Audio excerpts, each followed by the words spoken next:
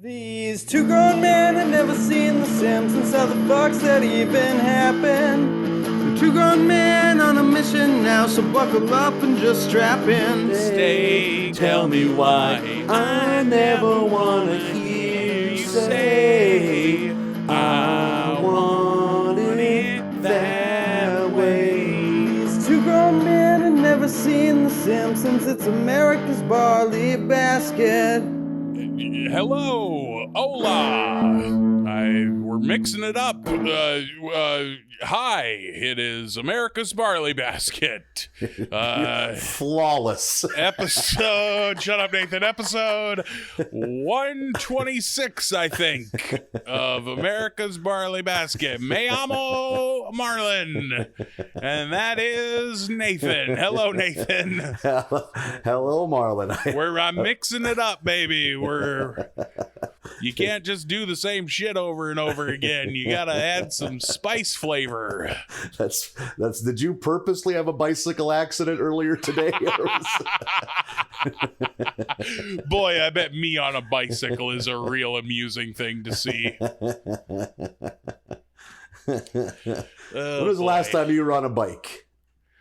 Like an actual not a stationary bike, Yep. but a real deal bicycle? Yep.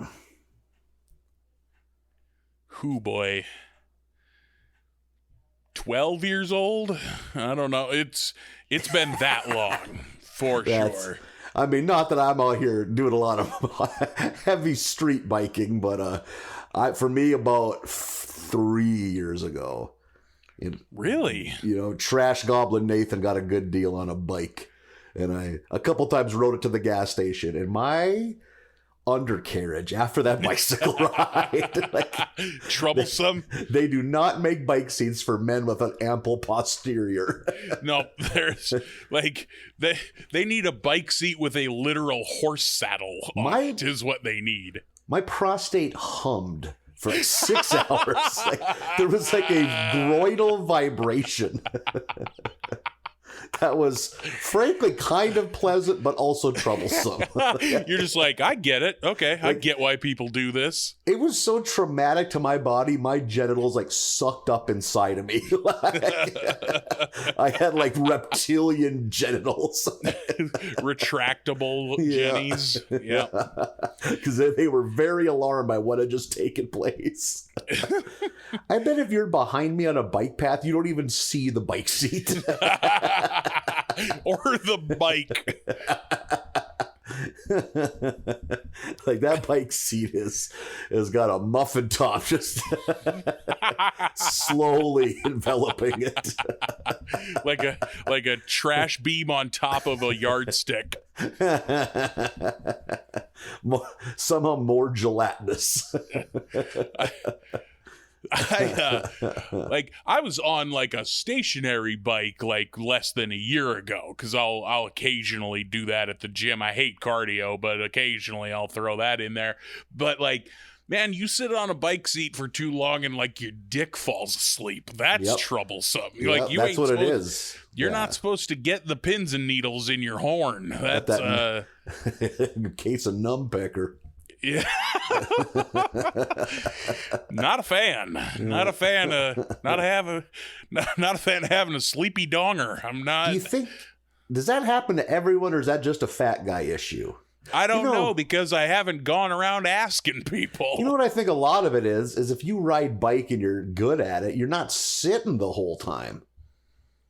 Yeah, that would make some sense, yeah. Thinking back to when I was a kid, when you're riding bike, you're standing 90% of the time, But, if I get on a stationary bike and I'm pedaling so hard the way you do when you're standing, I'm going to tip that fucker over. Yeah, oh my God, sure. Yeah. They don't bolt them to the ground. And that's what I would need. Yeah. Bolt it to the ground like they do with the squat rack, just to be sure. They would need to weld an old pickup tailgate to the front and the back bar of that bike if I attempted to stand up on it. It would look like street art if I had to get it stabilized. Is this a Banksy? Nah, fucking tow truck over there wants to ride the bike. I want to get my heart rate up. Not too high there, Dairy Queen. You best Man. settle down. I am always like, fuck, my heart soars if I ever see a fat dude on a bike. I'm like, good for you, dude. Like, Yeah. you realize how ridiculous you look, but you're either trying to get in shape or you got a DUI. That's one of two things. I bet a lot of people's wellness journey begins while driving drunk. Yep. Had to get to Marvin Windows every day for my job. Wow, how'd you lose 75 pounds this summer? Well, it was the Christmas party back in February, and Boo, a 0.23. And in this state, that's a felony, so. Oh, shit. Yep, not a bicycle boy. I had a friend that he hid the fact that he got a DUI for the better part of 5 years. We all just assumed he got into exercising because it was a completely out of the realm of possibility with him because he's kind of a fit guy to begin with, you know. It wasn't unbelievable, yeah. Yeah, because then it was like the next summer, or it's like I just, time passed. It's like, hey man, why don't you ride biking this summer anymore? It's like, because I got my license back. It's like, oh, well done. Good work. He's like, I didn't even really lie about it. I just I didn't go out of my way to tell people why I was doing it. What's the best motorized thing you can legally drive while you have a suspended DUI license? You certainly can't drive like a side-by-side, but like a scooter, like a motorized scooter of some sort? I bet not. I think you have to have a driver's license to drive a moped. What about one step down, like you see, it's like a Razor scooter with a lawnmower engine on the back. You see those sometimes. I wonder, or now there's those bikes that have a electric battery that you can either pedal or use that. Yeah, the e-bike. Yeah, I bet you can use those. You can use like those rental electric scooters or an e-bike with a DUI. How about a Segway? Can you ride a Segway without a license? Probably. Fuck, God, you would think, right? I think those are because those are considered pedestrian vehicles. You ride those on the sidewalk, not the street. Yeah. Interesting. I wonder. Because I think with the scooters and with the bike, you could technically use them without the motor. Like you could kick a scooter down the road like how scooters are normally used, or you could pedal that bike. That's why those feel like they're a loophole. Yeah. I'm just curious how you would avoid riding a bicycle. You plan on tying on a dirty one tonight? No, but just something to think about. You getting Blizzak snow tires on a Razor scooter? Can't get no traction. It's hard to do a sick wheelie with these big ass tires. Yeah. Trying to drive them on an uphill icy sidewalk at our size. Just can't catch. Can't get any traction on your kick because it's just glare ice everywhere. And a coffee can full of kitty litter you're spreading in front of you. Marlon, an Uber would have been $7. I need to do this myself. Boy, if you're going uphill on an icy sidewalk on one of those and you stall out and start sliding backwards, that is a life flash before the eyes incident. Yeah. Fuck. Oh, shit. Fuck, shit. Yeah. Holy shit. You're going to jump off immediately, do the split sliding backwards. Holy, tear your asshole on that fucking scooter when you finally catch up to that. Got a broken pelvis. Now you're in a fucking hip cast. Fast forward 2 weeks, there you are with a full lower body cast, still trying to scooter to the grocery store.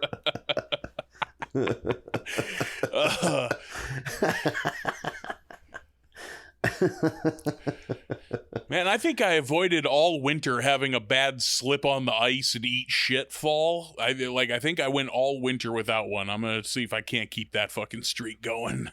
I'm good for one terrific spill of winter. I usually am too, but I think last year I was indoors enough that it wasn't a major thing. I for sure had one the winter before that. I remember because I was at work. But last year, I think I avoided it. Let's see if we can do it again. I ate shit in a crosswalk going to school, middle of the fucking day, kids everywhere. It was so fucking embarrassing because I ate like spectacular and all my books went flying. Fucked myself up so bad. I had to act like I don't, yeah, good. Sidewalk's looking good. Here we go. Like, bro, where are your teeth? Oh, I just left them at home.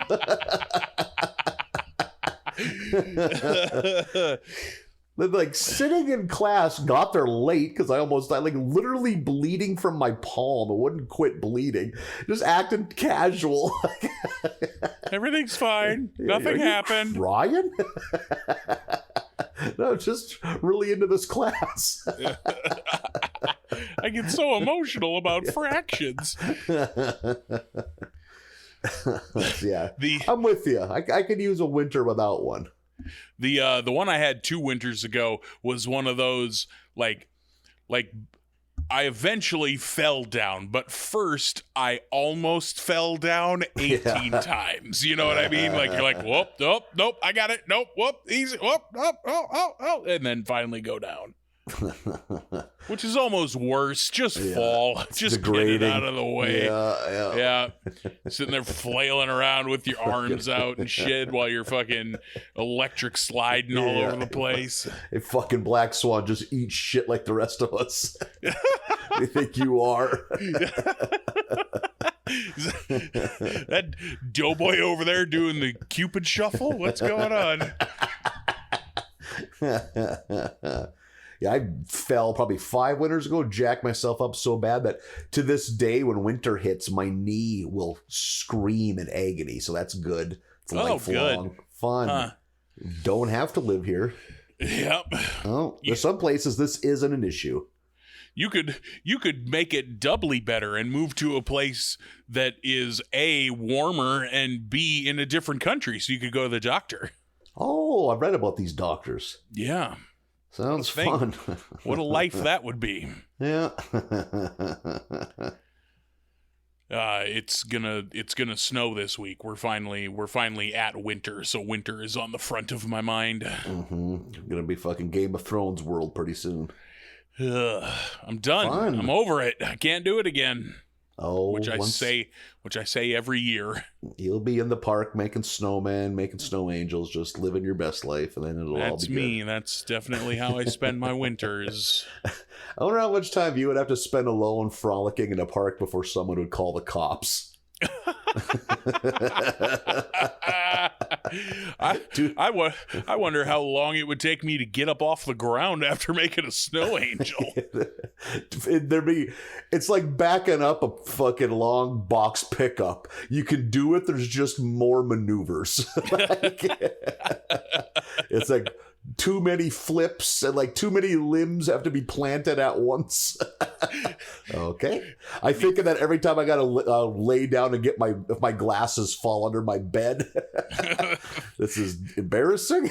All right, need 5 points of contact.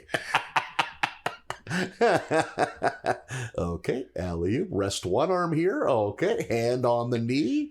It's a process. Yeah, it's a process is the right word. Forearm on the bed, hang the head down to look for him. Got to find him first before we commit to getting all the way onto this floor.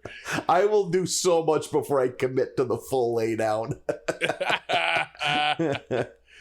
I remember trying kicking off my flip-flops. Shouldn't have been wearing flip-flops at an office job, and trying to plug my monitor in with my toes rather than get on my knees and plug it in under my desk. I bet I spent 16 hours that year trying to plug it in with my toes. I think I got it to work once. Oh, it felt good. Victory. That's all you needed was one. Otherwise, you're getting down there to do it your damn self. Look like a bear trying to get in the doggy door. Yeah.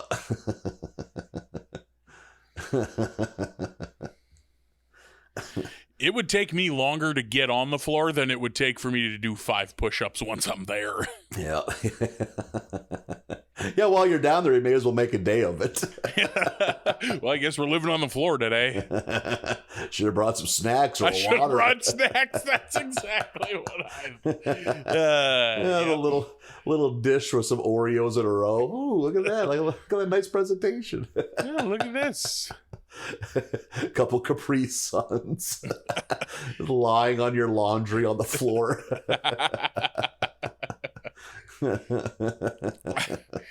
If I were out doing snow angels in the park, somebody would call an ambulance because they think I can't get up. Yeah, having some kind of conniption fit. Looking like a turtle. Yeah, jamming a wooden spoon into your mouth thinking you're going to swallow your tongue. Stop struggling. No, I'm just in the winter spirit. And you're fighting them too. Get an assault charge. Oh, God. Yeah. How many high-pitched wheeze could you let out of yourself before an ambulance and or police car shows up? Whee! Singing carols. Yeah, throwing snow in the air. You get disoriented and run head first into a tree. That dude's bleeding. Oh, shit. It is probably 4 degrees outside with the wind chill factored in. And there's a hornet on the ceiling in the room I'm in right now. Like, what kind of world am I living in? It had to get in. It'd be dead if it were outside. Now it's in with us. You or I, Hornet. You gotta. As long as I'm recording this podcast, you're gonna live. But once this podcast is over, Hornet, your days are numbered. Again, if we live somewhere else, we wouldn't have to worry about this. Yeah, I notice you're not getting up to kill the hornet. Yeah, we need some kind of underground bunker. That's what we need. That's all life is destroyed. There's like some kind of like light level of like nuclear energy always being emitted, so it kills all the bugs and knocks 20 years off our lives. But I'll take that gamble. Yeah, why haven't we perfected that technology yet? Yeah, right. Every county has this giant tower that just emits something that kills all the bugs. Yeah, there's no way that can end tragically for humanity. All the crickets are dead. Also, we're all sterile. Hey, then we solved the overpopulation problem too. Like, that's fine. Yeah. All of our SAT scores dropped by 40%, but there's no more mosquitoes. Yeah. Hey, Marlon. Hey, Nathan. You know who hasn't been sterilized by a giant uranium-filled tower? Who's that, Nathan? The Simpsons. Right. We got here eventually. Holy shit. We sure did. What a road. We're getting started into season 29. And we're going to start today off with episode 4, Treehouse of Horror 28. This is ridiculous. We're almost up to the 30th treehouse. How is that possible? Yeah, it's wild. Well, I mean, how's this show still going? Like, we start asking these questions. Yeah, right. We get kind of what would you describe the animation in the opening? Is it just like CGI? It's kind of stop motion-y a little bit, but yeah, I would call it CGI. Yeah, so we get a fun different look at the Simpsons.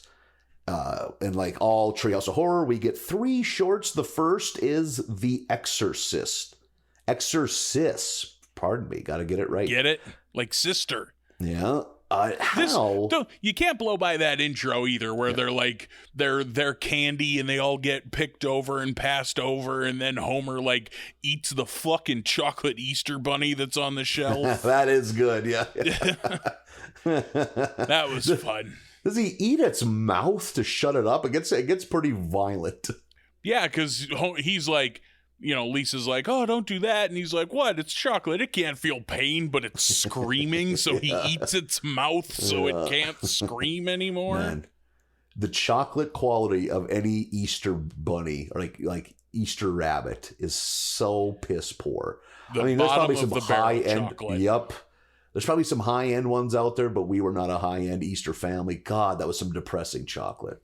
Yeah, you look real close at the fine print. It's like, oh, Hershey's chocolate. Yeah. There's no dairy. It's just made with horse fat. Rendered horse tendons.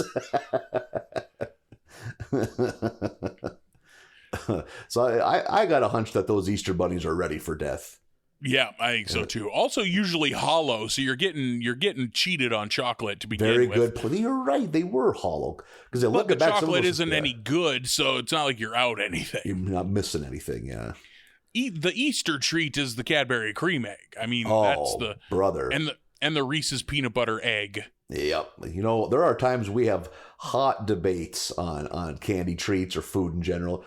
I am page one, day one with you here right now. Fucking Cadbury cream eggs and fucking Easter, the Reese's eggs. Goddamn, chef's kiss on both of those. The Reese's egg is the best of the novelty peanut butter cups because it is the highest peanut butter, lowest chocolate ratio. You get a lot of peanut butter in that egg. Yeah, and yeah. I don't know if you'll come with me on this one, but I think you get past those two, Easter candy gets pretty meh pretty quick. Yeah, I think so too. Yeah, the malted eggs don't do a lot for me. The peeps I'll have a peep, but I don't need a lot of peeps. What are the other classics? Jelly beans, okay. You get the right jelly flavors. Beans are pretty good. Yeah. But I feel like you don't often get good jelly beans at Christmas or at Easter.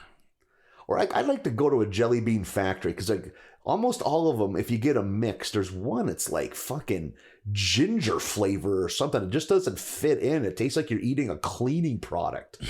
It's like, who are you keeping? Why are you making these still? Like, who's in your boardroom demanding that we keep making the ginger one? Yeah, we have black licorice, we have strawberry, we have cherry, we have eucalyptus. Like, wait a second.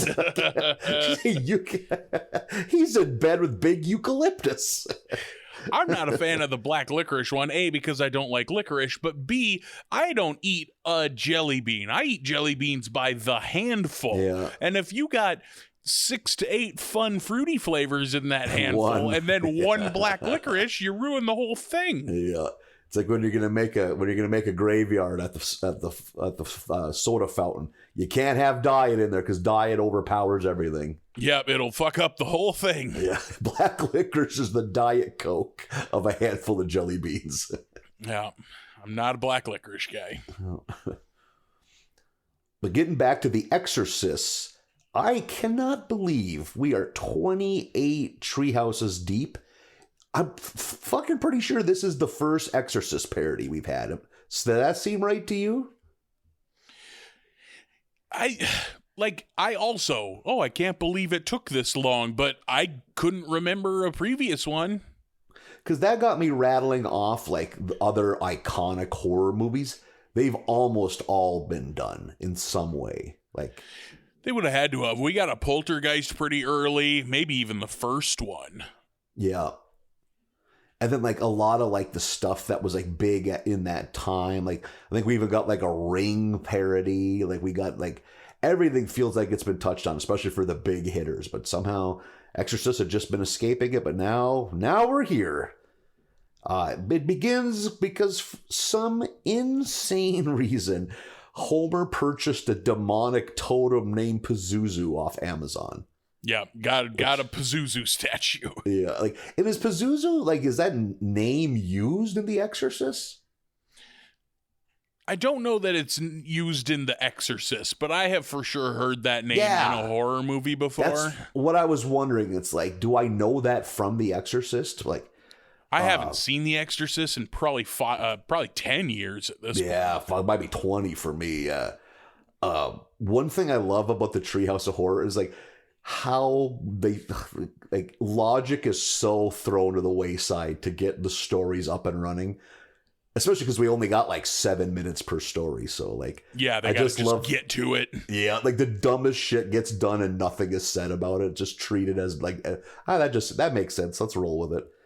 So the Simpsons have a little demonic totem thing, which Homer thinks is a good idea to leave in Maggie's crib.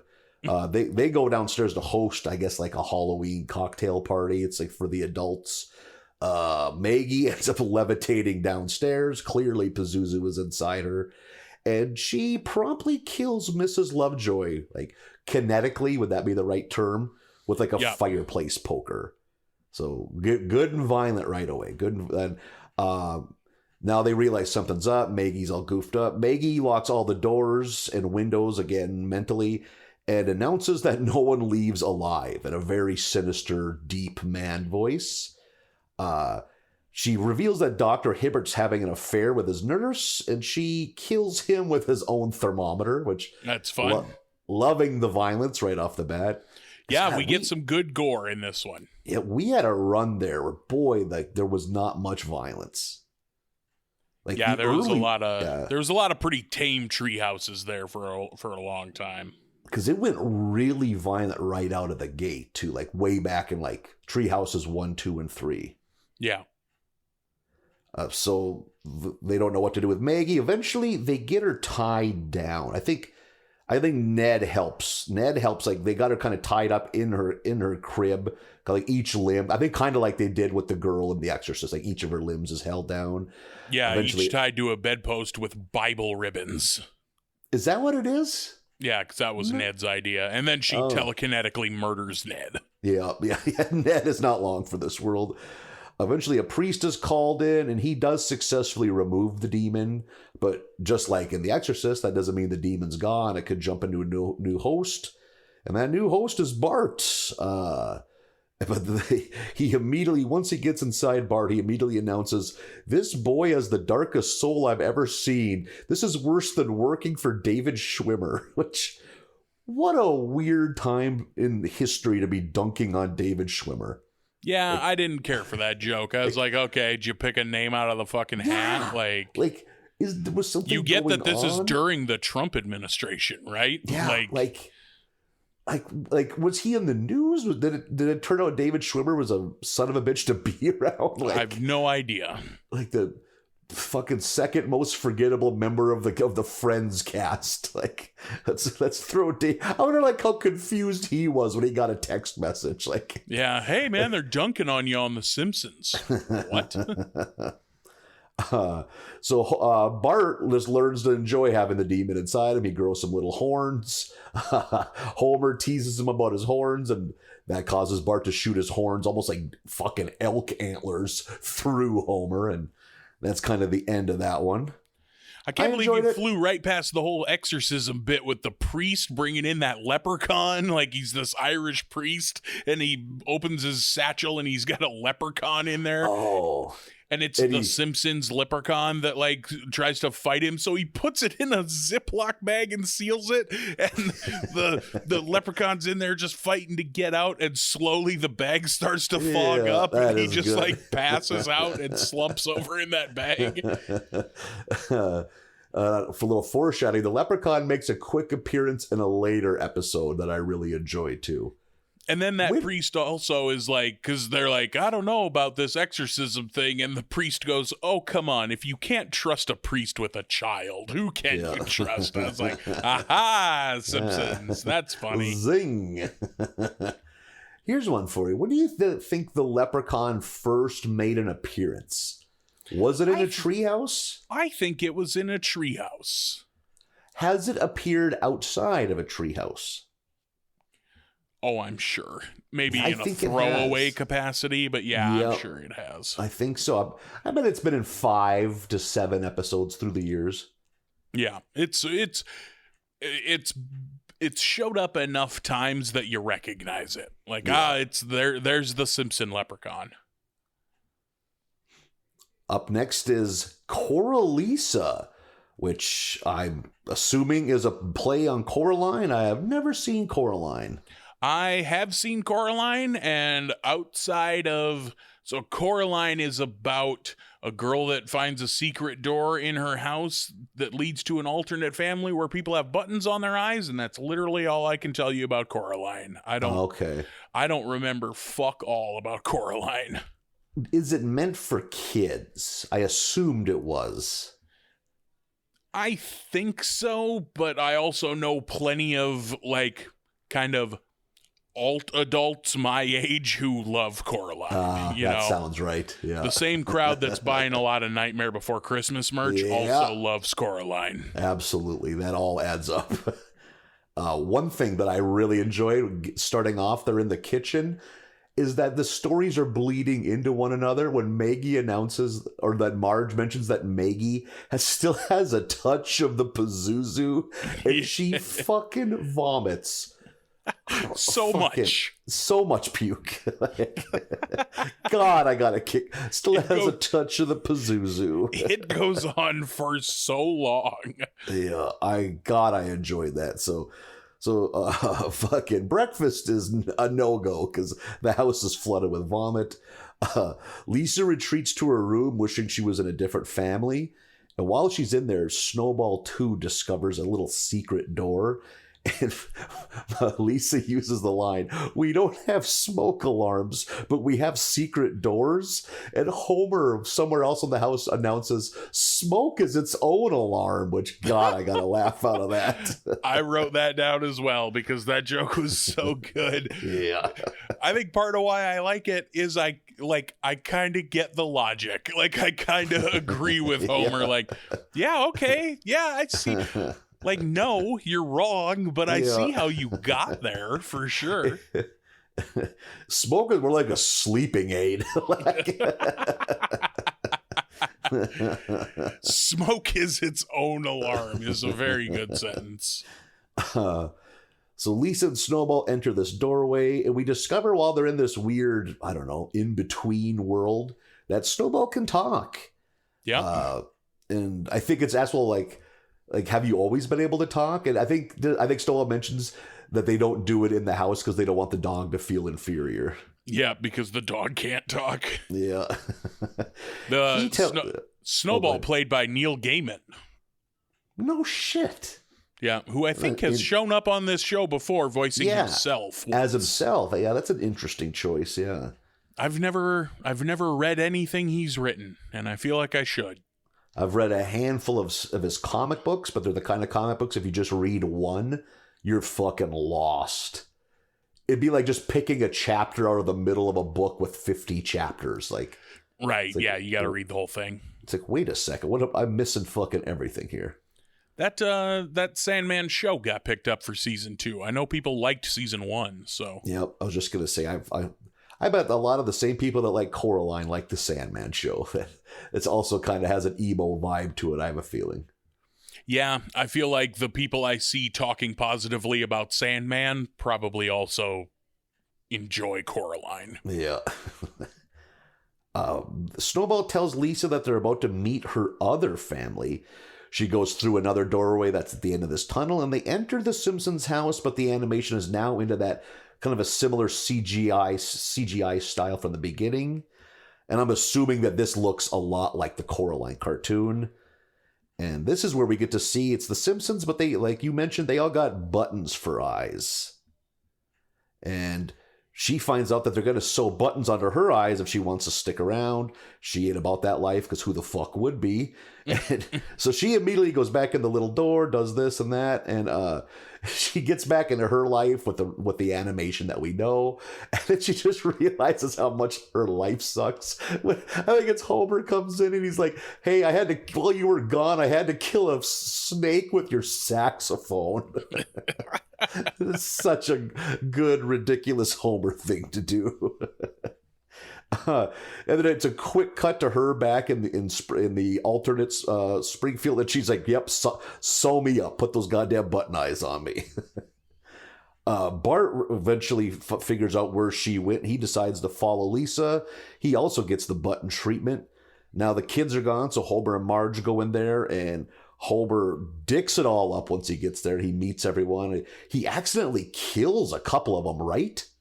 Yeah, I think so, yes. Yeah, because it's a very screwy, violent world. Like, bad things happen real quick. Like, someone ends up falling on a scissors. It's a goddamn mess. So he retreats back to Springfield 1, but not just alone. It's him. He brought OG Marge with him. And then Springfield 2 Marge, who is like fucking mutated into this giant, like, praying mantis Marge. Yeah. So he's kind of fucking living the dream. He's got his OG Marge as his partner. He's got praying mantis Marge doing some light housework around the fucking place. So, and we've done this before on a treehouse episode where they meet like the alternate family and then just bring them back into the regular world. Like, good call. We did that one where they met the Tracy Ullman Simpsons, and then a few killed each other, so they were ghosts, but then like everyone, it ended with both of them being on the normal side. Jesus, good point. This is very much like the one where they meet the Tracy Ullman Simpsons. Our third and final short is Homer. It took me a while to figure out, like, what are they going for there? But then as the story, because it's like, is that a play on a movie I haven't seen? But nope. This one, as far as I could tell, doesn't play on a movie at all. I don't think so. Not one that I've seen anyway. But it's like, donuts is the line. That's what I, once I got into it, I'm like, that's what they were going for. Marge and the kids go on a vacation with Patty and Selma to Lima, Ohio. Jesus Christ, I laughed at that. And Homer's like, I just wish I could go. And they're like, well, actually, and he's like, nope, you guys get to the airport, like Lima waits for no man. And now Homer's home alone, and he is the king of the castle, which we have gotten this recently in an episode, and it was great then, and it's great now. So just him going fucking ham on all the food in the house. I love like Home Alone Homer. I'm a big fan of Home Alone Homer. The little song he's singing to himself as he eats all the food is so good. And how much time he spends eating in the goddamn bathtub. Who the fuck eats in the bathtub? It's a fucking bold move. It is a real bold move. I'll drink a beer in the shower, but I have never once ate food in a bathtub. Like eating a big slice of fucking birthday cake in a bathtub. Like that's... If it falls in there, you're draining the tub and you're taking a shower. There's a lot I think you're scooping out that cake as quickly as you can and finishing that cake. Oh my God, Homer is. He's a goddamn fucking animal. Nothing's gonna slow him down. So again, he's eating everything. He's just living. And finally, his indulgences catch up to him because the house is out of food. He finds like some kind of fucking petrified fucking lone wolf hot dog hiding in the catacombs of the freezer. Like, homie, you live in town, or get a fucking pizza delivered. Yeah, like anything. What do you mean you're out of food? But he's got the hot dog. He's gonna try and grill it up outside, and he does. It's so petrified he can't cut it. And while he's trying to cut this frozen hot dog, he actually lops off either his thumb or his finger. I can't remember which one it is. And it lands on the grill. It's cooking. I think during this time, Ned is also having a backyard cookout.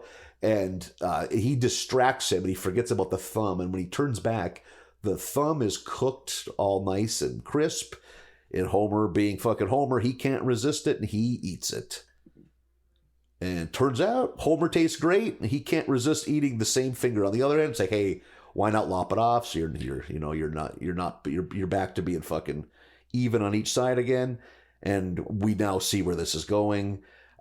He goes back to a cookout. The Flanderses invite him over, and he has a few of the things there, but it all pales in comparison to his own sweet, sweet flesh. And this gets really good here when he realizes all he wants to eat is himself is just we get a montage of him cooking himself in different ways, and it's both gross and funny. Like, I'm trying to think of what all he loses during this scene. Well, by the time Marge comes back, he's missing at least like a foot, maybe. I think a leg. A leg and like a ton of... He's skinny, you know? Like, he's cut off all of his excess weight. Yep. I think that pant leg is completely empty and the shoe is just like stapled to the end of the pant leg. Okay, sure. Because it feels like he's kind of hopping on one leg. So he's so much skinnier. And it's off-putting how, like, how mangled he is and yet somehow still alive. And the kids, Marge and the kids eventually do come home and they find a fucking much smaller Homer, which Marge right away is like, hey, good for you. You know, you're trimmed up. And he's kind of hiding it from the family right away. But that night, Marge wakes up. Homer's not in bed. She goes downstairs and finds him frying his one remaining leg in a frying pan. Like, that's not how you would cook a leg. Like, he has it stumped down.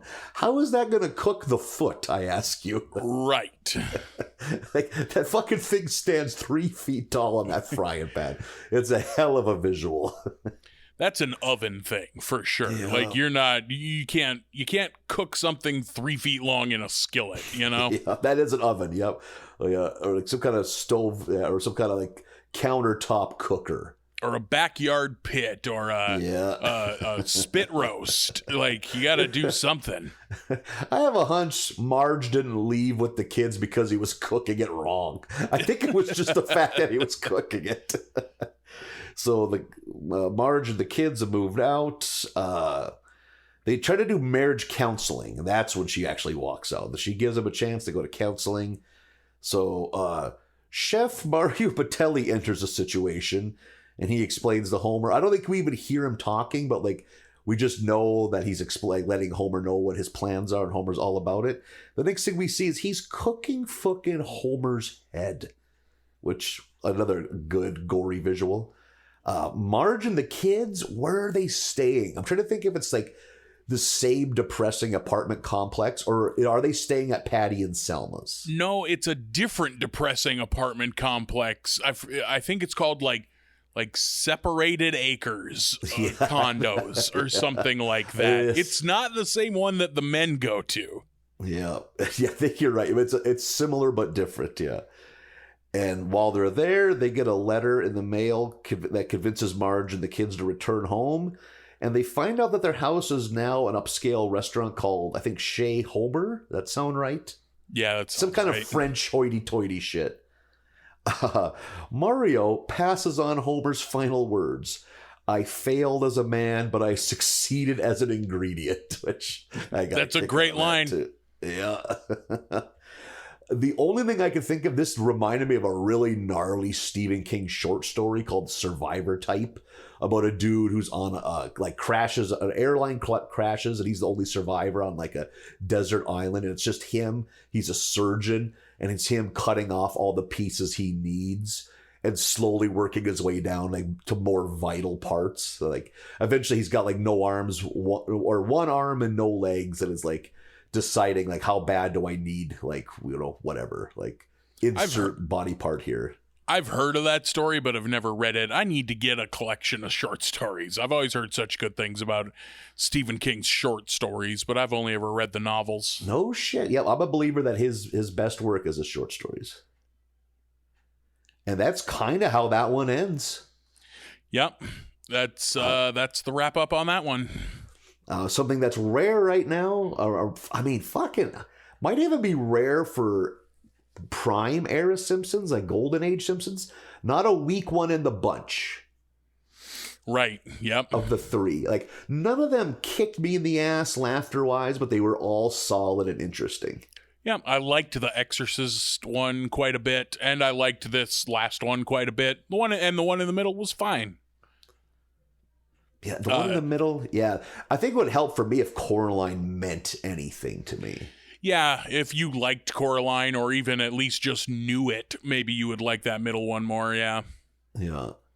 I think there were just some of the gags, like some of the Bart Lisa antics, and Did possessed Maggie make an appearance in the Homer episode? I don't remember. I don't think so. Yeah, because that was a fun reoccurring thing, was having that still being an issue. How much fucking puke came out of her? So fucking dumb, but God, did I laugh. That was very funny. So definitely a cut above your typical treehouse. Yeah. At least of the modern era. Yeah, for sure. I agree. I wonder if Simpsons nerds like have it broken down into eras. Like, you know what I mean? Like, how many different eras? Like, the way that WWE does. Yeah, very good. They got a name for each of them. Yep. Yeah. Like, because I don't know, I'd say seasons 3 through like 9 are considered the golden era, I would think. I think I would assume anyway that, and this would be the same of pretty much any long-running show, they probably just identify it by the showrunner, you know, good call. Yep. Or the head writer, or, you know, oh, that was during the so-and-so era, and it's a person's name. Yeah, like SNL, I'm sure if you look at it, you could kind of break it down into chapters like that. Like, I know the first 5 are definitely considered different because that was a lot of the same cast with Lorne Michaels. And then Lorne Michaels left, all new cast from like 1980 to 1984. Then 85, he came back. Then you had like the Dana Carvey, Lovitz, that crew for like 5 years. And then you got the Sandler, Farley, Chris Rock run. Jesus, SNL often cuts itself into 5-year chunks, it feels like. I suppose that's about the time that either people get fired because the show isn't good, or the show is good, but it's so good those people become movie stars. Yep, good call. Yep. That's probably just how long it takes.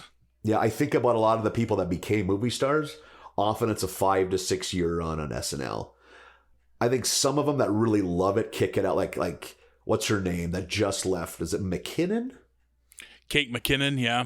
Yeah, she, by all rights, could have left 3 years ago, but I think she just liked doing it, so she kept coming back. Yeah, she's an improv kid. She loves that shit. So, yeah. Good start to this batch, because, like, man, as you know, I think I might be a little lower on the Treehouse episodes than you are. Sometimes, for me, they're just fucking duds. So it's nice to get one that was not. Yeah, I, in general, am higher on the Treehouses than you, just in general, yeah. But, yeah, I like that one. It's fun to look back on it because, like, this aired in, you know, late October of 2017. It would be less than 2 months later, about a month and a half later, that Mario Batali was persona non grata thanks to some fucking sexual misconduct on his part. Yeah. Mario Batali got hella canceled. Like, was he one of those guys that had like a big TV show? It's tough to tell if it was big because I'm sure he had a show, you know, and I know he was on Iron Chef America as a recurring like boss fight. But it's like, I don't know if you can call a show, your own show on Food Network, a big show or not. Yeah. But he was a well-known celebrity chef for sure.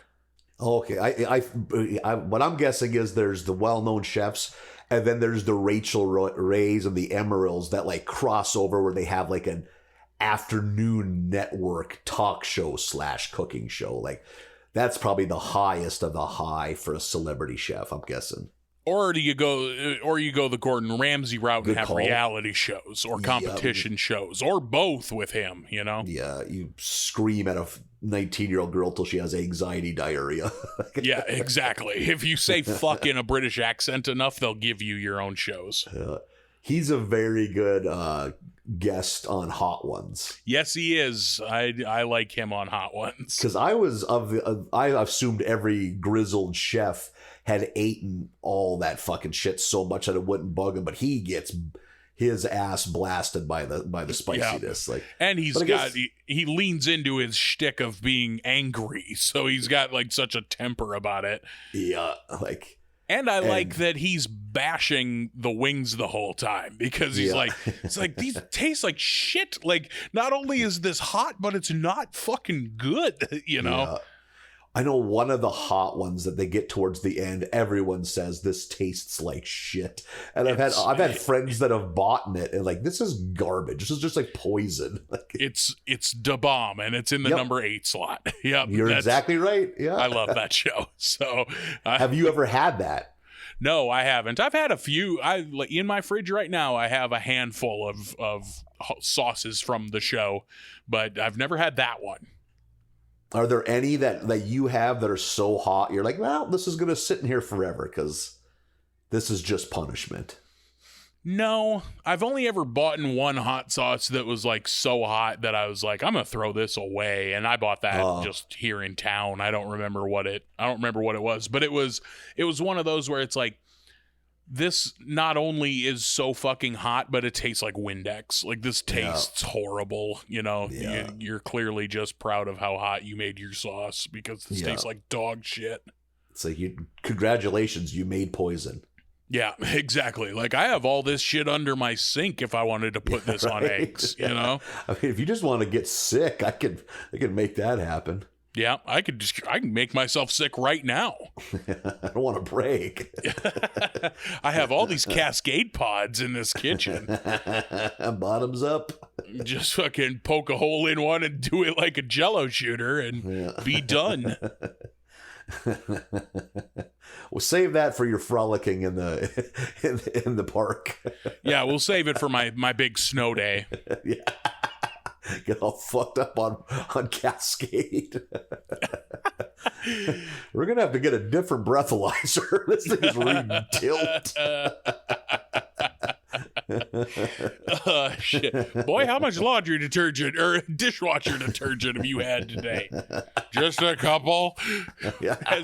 Just to unwind. As the left side of my face starts to slide off of my skull.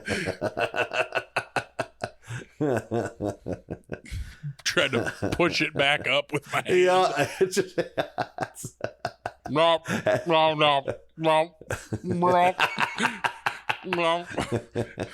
I cut myself shaving. I think you're right. I think you gotta help me. Yeah, I fucked up. That's just too much Cascade. You're like melting off the gurney. Looking like the deflated girl on the couch from that old anti-weed commercial. Yeah.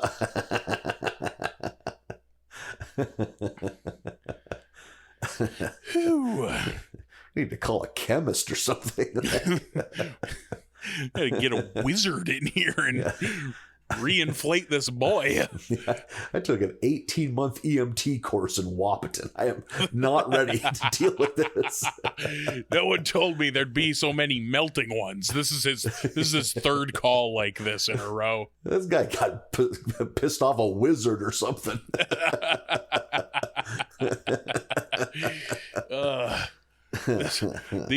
This I can check his blood pressure, but we're dealing with a fucking like an angered, scorned gypsy woman's curse for sure. Yeah.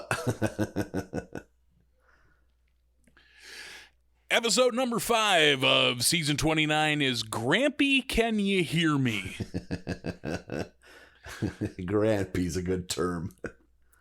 We get a fun couch gag of the Simpsons emigrating into America and losing their long name, and then like it just shows Ellis Island, all that shit. It's an American tale, but the Simpsons, and then they go through like their whole lives and all through America, and then like. Is it aliens attack and they have to the sea levels rise so bad that then they have to leave Earth, and you see Earth flood, like turn all the way blue in the background as they're all flying away, and they emigrate to a different planet and get some weird Gleep Glorp name nailed onto the end of the Simpson name again. I thought that was fun. Yeah, that was I like the high concept ones. Yeah, me too. They really reached for the brass ring on that one. We're at the Space Museum with Abe, and they go. I've never been to one of these. You hear about like a planetarium show, Yep. and I've never seen one. And they have one at MSUM, just a short bike ride from your house, Marlon. Wait, do they? Yeah, they do. I went to school there off and on for fucking years. I was like, that's the one thing on campus I should do. Did it ever happen, Marlon? I ask you. No, did it ever happen, Nathan? Okay. It did not. I'm sure I was far too busy. I was about to ask, is it new? Because I also went to college there. It's right in the middle of like the science building, which I avoided like the fucking plague. Because that involved classes that made my head hurt. I don't think I ever stepped foot in the science building the whole time I was there. It's a weird one. Yeah, it's very dusty. I spent all my time in the English and communications buildings. And here we are. Yeah. Neither an engineer. No, but I know words and can talk good, so Yeah, English and communications were the buildings I was made for. Yeah. Take that, science. Yeah, take that, the university system. I showed them. You sure did. You do every day. So they spend some time at the Space Museum. Eventually, they take off. They drop Abe off at home.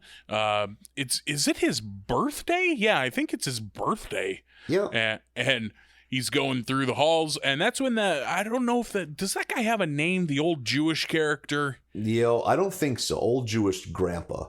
Yeah, The closest I could think of. He got Abe hearing aids for his birthday. His line leading up to that was, Abe, I got the one present you could really use. And fucking Abe's response is, a call girl that will kill me after? Which is so goddamn dark. Pretty funny, but yes, dark. Yeah. Very 100%. good. God, I laughed when he said that. Like how excited his voice was too. Like, oh, please let that be it. Yeah, he's so hype for that to be the answer, but no, Yeah. not to be. Instead, he got hearing aids. Yeah. Lisa, in the meantime, is shook because when she was at the planetarium, the narrator said that the universe is X number of billions of years old, and she has a quick flashback to writing up her essay that she had turned in where she accidentally wrote millions instead of billions. So she's freaking out about this is such a Lisa thing to freak the fuck out so hard over something so minuscule. Absolutely. So she goes to Bart, who is like on his way back from burglaring something. I forget precisely what it is, but he's like just climbing back in his window from being up to some nonsense. Yeah. And she's so these two go and they break into the school is what they do. They go like Bart goes, obviously being the master criminal, and Lisa tags along because she's the one who needs to fix her report. So they go in. She uses a little whiteout and writes a B instead of an M, and success, we did it. And that's when they come across Principal Skinner, who's living in the goddamn school basement. It's so ridiculous. On a fold-up army cot. And I love this quick scene of Skinner, like, he wants so badly to tell his story, and the kids are just begging him not to elaborate. So not interested. But finally, so he good. just does. He just does anyway.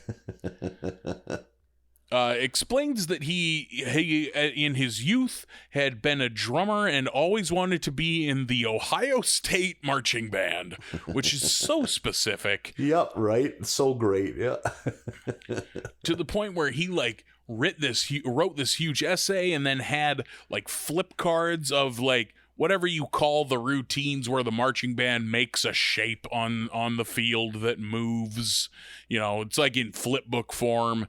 And he sent all that away, and then was accepted with flying colors, but Agnes, his mom, lied and said that he wasn't accepted, and he just found that letter in like her delicates drawer. Yeah, I can't remember what he was looking for, but yeah, that's where he found it. Yeah, he found that letter that he had been accepted because she kept it for some insane reason. Yep.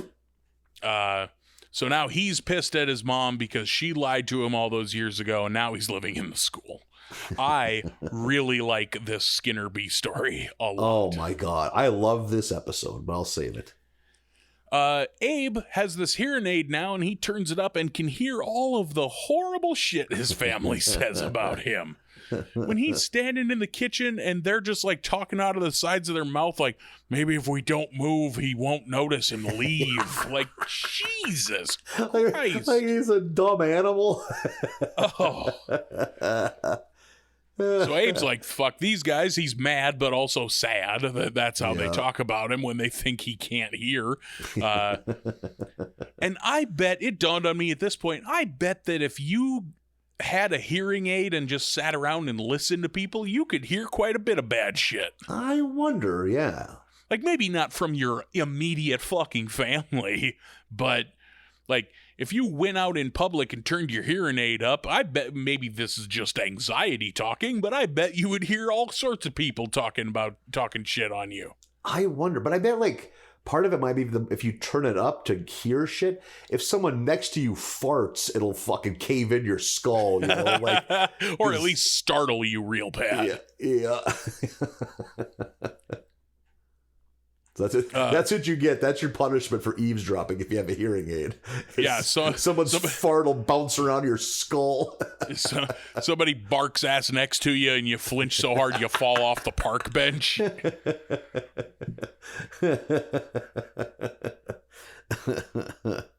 That'd be a real bummer, because now you're on the ground, and as we've discussed before, now it's a chore to get up. Okay, let me check my instructions. Left hand, palm down, right hand braced upon bench. and if people weren't talking yang about you before, they are now. So Abe is going to cheer himself up by going and doing some mall walking, and I cannot wait until I'm at an age where I can go just mall walking. Yeah, I think you're there right now, bud. You think so? You think I could just go mall walking right now? I honestly bet. I mean, you definitely would be young, but you would see people roughly your age, especially once winter hits.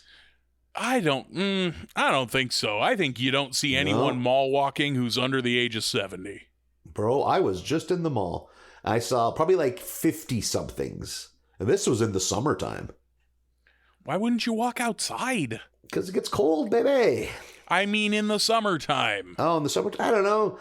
Look, it gets hot, baby. That's it. It's temperature. The mall is always a pretty nice temp. Yeah, that's true. They want you to be perfect. Like, they want you not to be bothered by the heat and or cold because they want your money. So Abe goes mall walking, and not only was it just his family, but he hears everybody else talking shit about him too. And this would be my fear of using a hearing aid in public. Like, yep, everyone's looking at you and they all hate you. Because that's what anxiety does. People are like trying to get their carts out of the way of him so they don't come over and talk to him. The only person in the mall who wants to talk to him is the guy who runs the casket store. Yeah, that was such a good gag. So Abe's having a tough day. Meanwhile, Lisa has a nightmare about losing a presidential election because she cheated on that paper, because she, went in and turned her M to a B. And who does she lose to? I don't remember. I watched these like 5 days ago, so these... I barely remember these. I was thinking that it was like someone named Kenny Hitler. Oh, yes, I think you're right. Kenny Hitler. Such a good name. There was who was Hitler's nephew who made a bunch of bank on the Hitler name at the time. Oh, really? Is it William? I think it's Billy Hitler, I think, is the guy who oh, shit. Yeah, like Adolf got him a job at a bank or something, and then some it really had the vibe of oh, my fuck up nephew, sure, I'll give him some job where he can't fucking mess things up too bad. But then he went into business for himself and moved to America and talking mad shit about his Uncle Adolf. Oh, no kidding. I did not know that. Yeah, there's a good I think there's a good dollop on him. I think it's Billy. I think it's Billy Hitler, which is very funny. So Abe goes to, I love this place, that Abe goes to the Veterans of Unpopular Wars. I think it's not the first time we've seen this bar, and I love it every time. Yeah.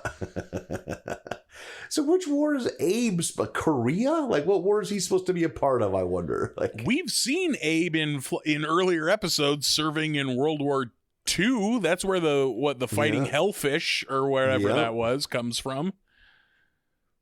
Maybe World War. Well, we've definitely seen Mr. Burns in World War One. Mr. fucking Burns is a World War One vet. He's 125 years old. Yep. Skinner goes to Ohio State and is just furiously walking around campus. He goes and visits the guy who he had initially sent that application to and then who wrote back that glowing acceptance letter. And he essentially tells him I don't know, it's too late now. There's nothing I can do. No, you can't be a drummer here in your 50s or however fucking old Skinner is. Yeah. I like how Skinner is a Vietnam vet, so he's at least in his 60s, late 60s probably. This dude was in charge of the music department when Skinner was a teenager. Yeah, you can't pay too much attention to time on The Simpsons. The one world where that makes sense, though, is academia. Some people never retire. Yeah, it's true. You can have an 80-year-old college professor not even blink, not even be alarmed by it. Back in Lisa's classroom, she gets her paper back, but is so overcome with guilt that she fucking confesses that she broke in with Bart and changed the one word in her report. And oh God, what's her name? What's Lisa's teacher's name? Mrs. Hoover. Oh, yeah. Ms. Hoover is doesn't care. She just wants her nicotine gum back because Bart stole it. Yep. So great. And then I skipped past the earlier section we had, but Bart mentions when they break into the school that he has access to the school because on the sly he keeps Willie in red licorice. And we get that scene of Willie in the shack with a licorice whip tying off around his arm like he's doing heroin and then just eating licorice. There's no injection at all. I just love the tie off and then just eats it. And then while trying to get off of the licorice, that's when he hallucinates. Well, he doesn't even hallucinate, but he does, because the hamster in the wheel from the classroom escaped. And it's rolling on the ceiling of Willie's shack, which very good visual. Yeah, this is where we get Willie doing the train spotting joke because Lust for Life is blaring and he's laying in his shack sweating and that hamster comes rolling on the ceiling and its head turns around. Every time I see a train spotting reference in anything, I'm like, I should watch Train Spotting again. It's been a long time. Damn right, yeah. That's a good fucking movie. It is, yeah. Not super fun, but yeah. Oh yeah, it's kind of fun till the end, I guess. I think it's not a put it on at a party kind of movie, but I think that it's fun enough that it's not sad. It's not fucking Requiem for a Dream. Stole the words out of my mouth. The other heroin movie. Yeah. Turns out, not a good time. Train Spotting is fun times Requiem for a Dream. Yeah. Skinner finally confronts Agnes, tears her down about listen, I know what you did, and sticks up for himself. I'm like, hell yeah, Skinner. God damn it, Agnes. At some point, Skinner's like, why would you do this? And Agnes says, you know me, I can't live in a college town. I can't control myself sexually. Oh my God, did I die? I fucking died. This whole exchange is extremely funny. Yeah. She also admits that she fucking hates marching band music. What a thing to have an opinion on. Yeah, no kidding. It's such a strong one that you deny your son's future. Yep. But Skinner and her make up, and Skinner says something along the lines of like he has a condition, and it's like, well, you have to turn off the adult scrambling on the cable channels. And she goes, you'll just watch booby programs. And Skinner, so cool and collected, says, if I'm in the booby mood, then I will. So good. Oh, shit. Oh, my God, I was dying. Oh. Whew. The bartender at Veterans of Unpopular Wars was finally tired of Abe, so he kicks him out, and Abe goes back to Homer. And as he's standing outside getting ready to knock on the door, he turns up his hearing aid, and he hears his family saying such nice things about him, like, I wonder where Grandpa is. I wish Grandpa was here so he could tell us one of his stories. And he gets all heartwarmed, and then we cut inside, and everyone has scripts that they're reading, which undercuts the entire sweet ending. That makes this completely fake. And so they go outside, and after Abe knocks on the door, and they all hug Abe, and everything's hunky-dory again. And Homer says something along the lines of like, oh, well, I'm glad that's over with. And then he looks at his script and sees that they still have to do the tag, and he says dough because they know we hate these, but they keep doing them. Yeah. I do like that they're at least recognizing it now. Yes, but if you know that you're doing a thing that nobody likes, it doesn't help that you draw attention to it because you're still doing the thing no one likes.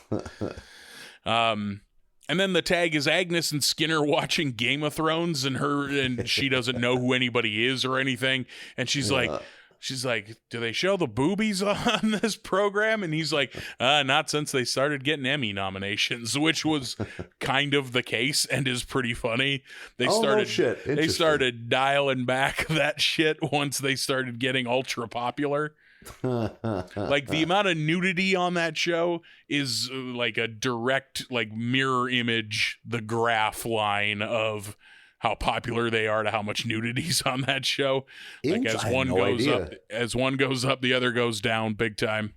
I think I forget her name, but I think the actress that played Daenerys even had a thing like in later seasons where she's like, I'm not gonna be naked on this show all the time anymore, guys. Look, I'm done with that shit.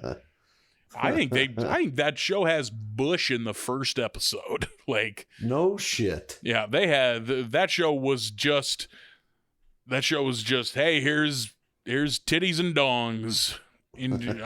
Maybe there'll be dragons at some point. Stick around and find out, fuckhead. We could scrape together some dragon money. We'll throw a dragon at you. Yeah, if you see enough, it's like a punch card. You see enough dongs, eventually you can see a dragon.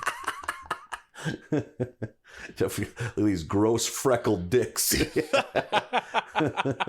Throw a magic lizard at you. It's like trying to collect enough Marlboro points for the jacket. One more sick British dong. I get a windbreaker. And then we get a second tag of like Hans Moleman getting shit on, a song about no one knows Hans Moleman, while people like bully him. Yeah, I kind of enjoyed that one. Yeah, me too. I liked this is the first time I've liked the tag, I think. Yeah. I like the Agnes and Skinner Game of Thrones thing and this weird, it's like the intro song to a show about Hans Moleman. Yeah, exactly. I think that's what they're going for. Good point, yeah. Yeah, it's fun. I fucking loved this. This is like a once every few seasons good episode for me. Yeah, this is an outstanding episode. I like this one a lot. I laughed more in this. I can go 10 episodes and not laugh out loud as much as I did in this one. Yeah. If I'm in the booby mood, then I will. He's so defiant. Holy shit, too. Like, I can't live in a college town. I can't control myself sexually. She's a woman in her 80s. but also very self-aware. Like, good for you for knowing who you are. Like, Agnes refuses to live in a college town because she knows that she'll just tear through 19-year-olds. Oh, goodness. Up next is episode 6, The Old Blue Mare, She Ain't What She Used to Be. It's a good title. What a fucking stretch. Holy shit.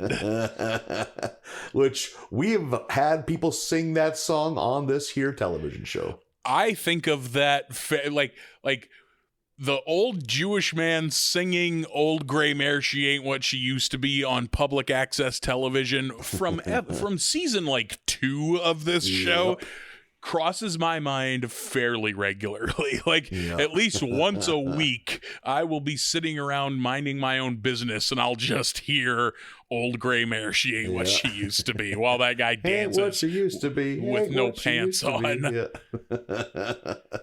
That's probably the first time we ever saw that old Jewish character. They kind of redrew him and stuck him in the old folks' home. Good call. Yeah, you're probably right. Because he was just that guy from public access the first time we saw him.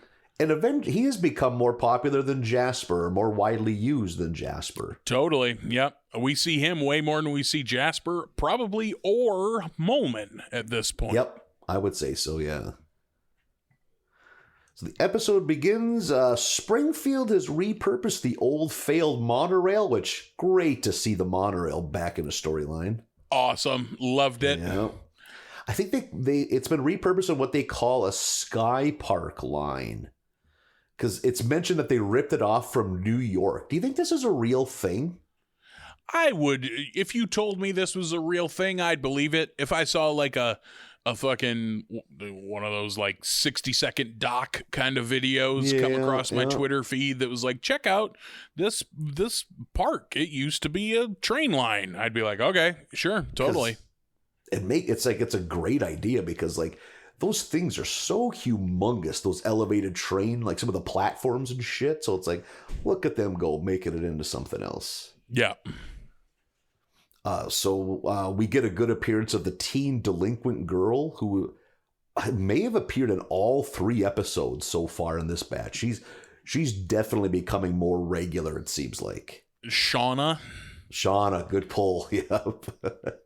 So it's really nice. It's all parky. The citizens of Springfield are really enjoying it.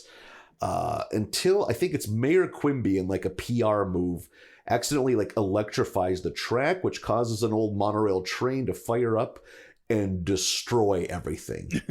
Like this giant ghost train is just pushing through everything and knocking everything over, and eventually falls off the end of the monorail. And so often what happens is Springfield had a good thing and it's immediately destroyed. They have a town meeting, as they are often wont to do, and Quimby talks down to Marge, which was like he's such a shithead. Oh my god! Yep.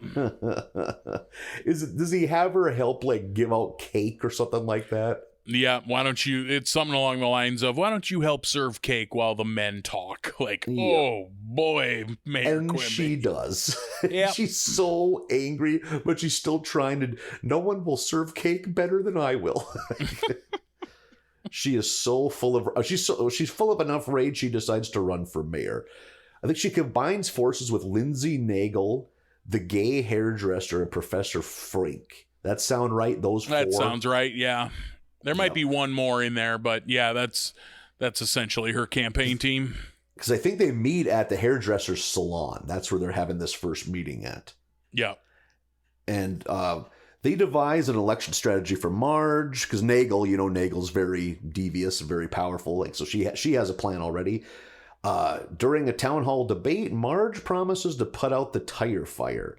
And this is a real hot button issue in Springfield, and that's kind of what catapults her to victory. So we got Marge as the mayor. Have we had this before? I don't think so. We've had Marge as a cop. Yep.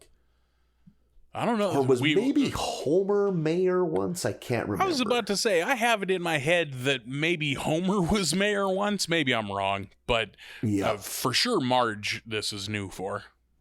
So, yeah. And Marge would probably make a hell of a mayor. So Marge follows through on her promises. She plans to get rid of the tire fire immediately, but some dude we've never seen before who sells tire fire merch for a living, because apparently this fire is so big it's a tourist attraction. Yeah. And he chains himself to the front of the front gates of the tire fire because Marge had a bunch of bulldozers ready to go. She was going to get rid of that tire fire. So now they can't do it because they're not going to run a guy over on live TV. Marge tries again, can't get it to work. She can't lick this tire fire. And her ratings begin plummeting, but she inadvertently turns it around during a live on-air speech when she browbeats Homer for being a dipshit. Because I think they're recording it at her home to make her seem more, relatable. And it's like Homer's asking dumb questions about where things are at, and she kind of gets mad at him. And her likability skyrockets because of this, because I'm sure a lot of women can relate to having a dipshit husband. And Nagel is all about, hey, we have a winning thing here, let's lean into it. And Homer, because of this, becomes the laughing stock of Springfield, which, good. He's such a sack of shit in this episode. Yep. You're trying to make me feel pity for, which towards the end you kind of do, but not right away. No, because, they do a good job at that of making him unlikable right away, so... Yeah. So at least right here in this episode, you're like, yeah, fuck him. Yeah. So against her better judgment, because she knows Homer's a sensitive boy, Marge continues to dunk on Homer in the press because she knows it's good for her polls. Conflicted, she goes to, I don't know what the name of it is. It's supposed to be a play on Kenny Bunkport, I think. But she goes to visit Quimby at his beach home. And while there, we get a lot of these Kennedy gags, or just as time marches on, are going to be less and less I don't know, perceptible, by newer, younger people. The Kennedys just aren't a part of pop culture anymore, Oh yeah, there 100% are people who could watch an episode of The Simpsons today and not know that Mayor Quimby is doing a JFK impression. Yep, exactly. Or that Frink is doing Nutty Professor. Good call. Yeah. We're reaching a point where the character of Rainier Wolfcastle might not mean anything to some people. Yep, or Disco Stew. Yep. Yeah. Huh. The time marches on. The time won't hold still even for The Simpsons. No. Ugh. It's coming for all of us. It is. The Reaper leaves no man be. Quimby is living his best life. He likes not having the stress of being mayor. He's spending time with his fam. And he lets Marge know that it's nearly impossible to be a successful politician and also be a successful family man. And we get the mayor's wife a little bit, who we've seen her before, but this might be the second time ever. Did they give her a name? If they did, I don't remember what it was. I'm not sure. I don't know what her name would be. Yep. But am I right? I'm sure we've seen her before. I feel like we've seen her. Yes, I feel like we've seen her before, catching Quimby in bed with somebody else or something. Yep, exactly. Yeah. As many Quimby as a womanizer jokes we got in the first 10 seasons, we had to have seen his wife by now. There's an episode where Marge joins a women's group. I don't know if it's a book club or something, and Mrs. Quimby is a part of that group. I'm pretty sure that's where we've at least heard her talk before, is in that episode. Okay. Fast forward, Marge is back in Springfield and goes against Nagel's wishes and praises Homer, which turns off the electorate, but makes Homer happy. So, but all is well that ends well. But we kind of get, I wouldn't call this an addendum, but it fast forwards 8 years, and Homer and Marge are walking through the Marge Simpson mayoral library, which I got a big kick out of. And we find out that Marge was impeached and Quimby was put back in power. Like, what did she do so bad that it needed impeachment? No kidding. Yeah, they ran her out of office and put Quimby back in. I will say, if it wasn't, oftentimes this would be good enough. It'd be the best episode of the bunch, but I don't put it quite to as good as the previous one. But I really liked this episode. Yep, I like this one too. This is a fun episode. No B story, which doesn't happen very often. Oh, good pull. And like, no outrageously good jokes, but just enough where I was kind of chuckling the whole way through. And it was a good story. And goddamn, the monorail made an appearance. Yeah, I wonder if we're going to get more of that, like, as we go. Are we going to get more callbacks to what people would think of as the golden era? Yeah, well, was it just 1 or 2 episodes ago, or like batches ago, we went back to Camp Krusty? Yep. And which makes sense if you think about it. The people that are writing these today watched them back then. Yep, so good point, yeah. Episode 7 is Singin' in the Lane. We get a fun underwater couch gag to start with the Shrimpsons. Yep, good stuff. I talk about, if we thought the last one went for the brass ring, this one is out of hand. Like, I think, are they all shrimp, or are they different kinds of sea life? But I think maybe they're different kinds of fish. Yeah. And it's them going through like the intro, but it's all underwater based. So yeah, it's a lot of good pause and get a chuckle. Like, oh, there's, Pufferfish Millhouse. And like when Lisa's playing in the band, one of them is like a saw-nose shark playing like a stand-up bass. Like, perfect. Yep. All sorts of cute stuff like that. That's fun. It's fun. It's fun to have fun. Mr. Burns has courtside basketball tickets, and when they show the list of people he has already asked to get to Homer, that's fun. It's like a comically long list that goes all through the power plant and then back into his office. He gives them to Homer, and Homer is at the bar when he gets this news, and he takes Lenny, Carl, and Barney, and they leave Mo behind, and Mo is bummed.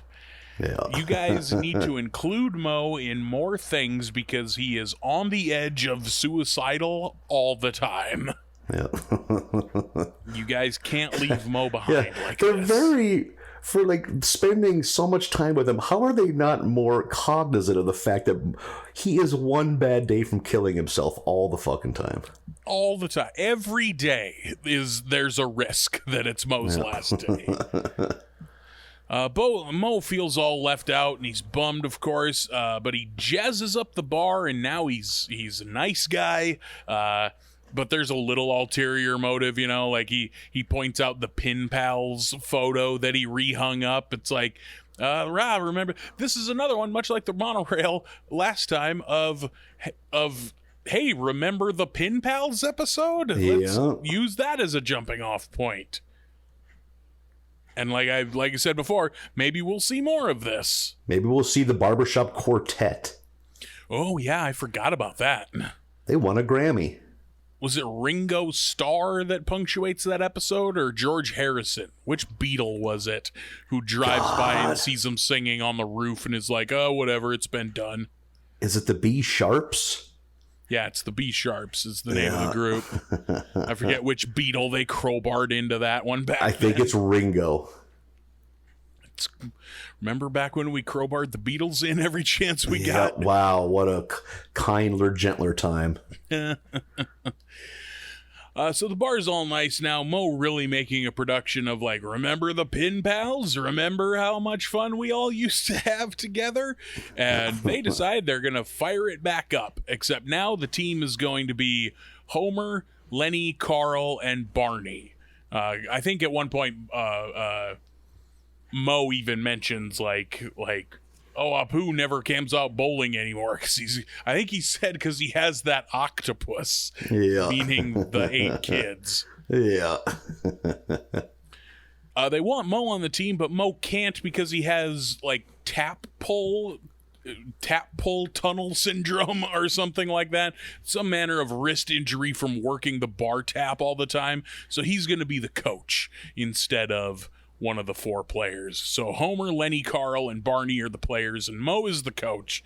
And we get kind of a montage of them going up against a bunch of local bowling teams, like the Holy Rollers, ones that we saw before in the old Pin Pals episode.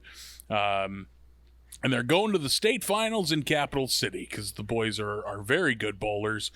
As we no doubt brought up way back then on that first Pin Pals episode, I'm a fucking awful bowler, and as such, don't like going bowling. I think if I'm with trusted friends and loved ones, I think I can reveal my terrible bowling. But yeah, to a room of strangers, terrifying. Like, I am such a bad bowler. Yeah, I bet I've broken 100 once in my life. I am a terrible fucking bowler. And just, like, it feels like a thing I would enjoy if I were good at it. But I am so bad at it that I hate it. It's no fun. Yep, I'm with you. Like, it's like, if I wasn't just up here shitting my pants every time I throw this fucking ball, I could have fun with this. I'll come hang out. I'll sit at the little round table that's off of the lanes and eat French fries and drink beer. Like, I'm fine with that. But I have no desire to bowl. Yeah. Someday. No. I'm going to conquer my fear.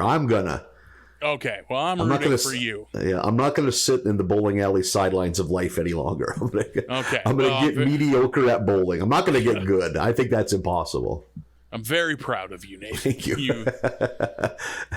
Way to overcome, my friend. Courage under fire, the Nathan Volsebook story. The fire is the taunts from the league bowlers who saw me bowl.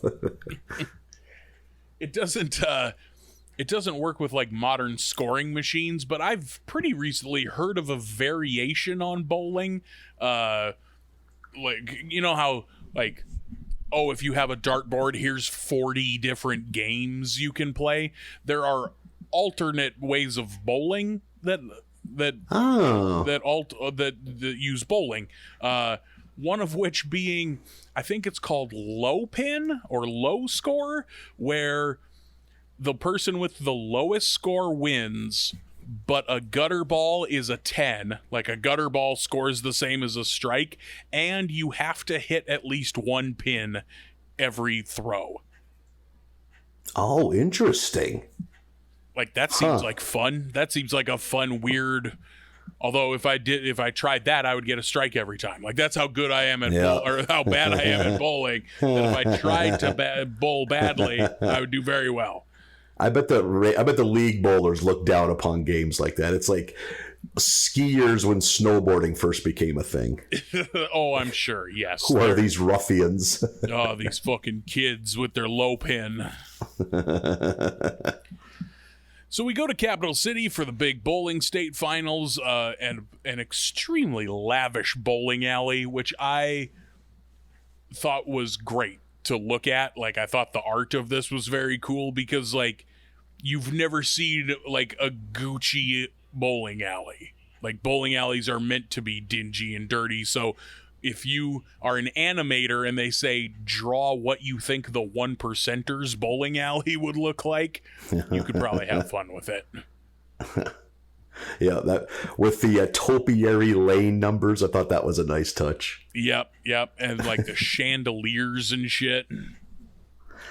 And turns out it's all fake. That's why, or like, it's just the groundskeeper is clipping around the numbers. I thought that was a nice touch. Yeah, he's just like got his hedge trimmers just clipping air near the numbers and being like, don't tell anybody, man.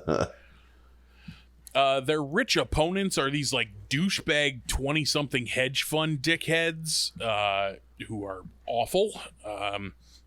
The boys win the first game, and those dickheads are bullying Moe, and they prod him into betting his bar and his name, I think, up against something that he can share with his friends. We're not told what Moe or what their end of the bet is going to be, and it turns out they got hustled because of course they did. The polo shirt wearing assholes get ahead quick. They win the second game. Lisa comes across this other team of like data collection nerds, and she's gonna help them strike back at the bullies. Lisa, like as far as B stories, pretty light. Like Lisa's helping these nerds, and Bart wants to be one of these assholes. Is pretty much beginning and end of fucking B story list. And with that too, it didn't really feel like shoved in, but it was just kind of like, oh shit, we haven't mentioned the kids. Right. And we have that happen about once a season. It feels like it's like, oh, we need to give the kids something to do with this main story, or otherwise this is going to seem really weird that we never see the kids once. Yeah, because like Homer's a parent. Like if you have kids, like, you don't go whole weeks without having any interaction with them. I like the animation. I like the style on like hedge fund douchebag Bart, where he's just handing money around. He's got his hair slicked back and his collar up. Like I like the look of him. And he has that I'm not sure if it's here or later, but he has that discussion with Marge about, and her being like, money isn't everything, and he breaks down that essentially yes it is. Like yes, actually money does buy happiness, and here's why, and she like can't argue with him because he's right. Yeah, that was a nice touch. And I like how dumb Bart is about it all too. He has no concept of like high finance. Like, right, he doesn't know anything about this. Do you even know what a 401k is? I assumed it was a gun. That's a great line. The Pin Pals have a secret weapon, and it's sober Barney, but that falls apart immediately because the bullies hook him up with some so good he can't resist some manner of Gucci whiskey. So Barney's fucked up now. Liquid gold, I think they refer to it as. We get a Quentin Tarantino joke here with the nerds as they come walking in to take care of the hedge fund bullies. I think it's the Hateful Eight intro. I've never seen Hateful Eight, but I think it's called like the Nerdful 8-year-old or the Hateful 8-year-old. That's what comes up on the screen. And the music plays, and they're slow-mo walking, like while everyone gets their own character's title card. Yeah. I was like, what is this from? But I couldn't place it, but okay. I've never seen that movie, so that adds up. Neither have I. I've heard that movie's good. Long is shit. Like long enough it has an intermission, I know. I have also heard that movie is no good, so I don't fucking know. Like it's a big commitment. People are so split on Tarantino at this point that like you get every opinion when you ask, is this Tarantino movie any good? If you didn't like Once Upon a Time in Hollywood, I would really consider ever taking. If you didn't like it, I would consider not taking your opinion seriously because, god damn, I thought that was good. I didn't see it. Yeah, I almost didn't, but it was a fucking banger. I don't know if you would say fell off, because outside of Hateful Eight and that one, Once Upon a Time in Hollywood, outside of those two, I kept watching his movies. So it's not like I fell off. I didn't stop watching them, but I certainly did start not liking them nearly as much. Yeah. Once I got lazy about it. Like my tipping point is Kill Bill. Like Kill Bill's the first one of his, if you view him chronologically, that I'm like, this is just okay. Yeah, this is fun. And then they all go downhill from there, at least the one. Pretty much. Yep. Big upturn with Once Upon a Time in Hollywood for me. He's like, okay, this guy's still got it.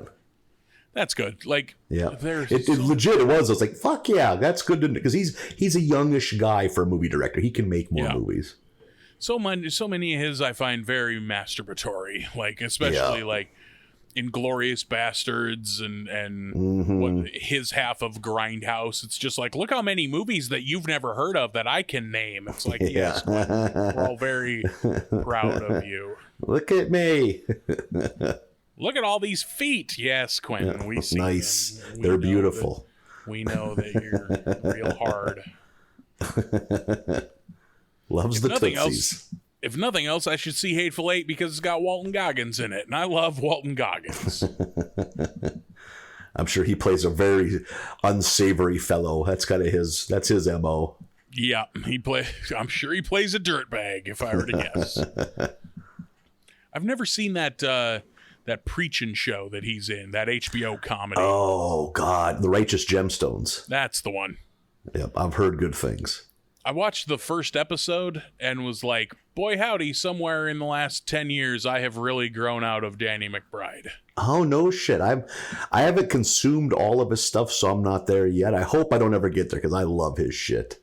I consumed so much of it back then that, like, anything, I think I was starting to lose my grip, like, during Eastbound and Down. Where it was I've seen about enough of this. I was with for every step of that trip.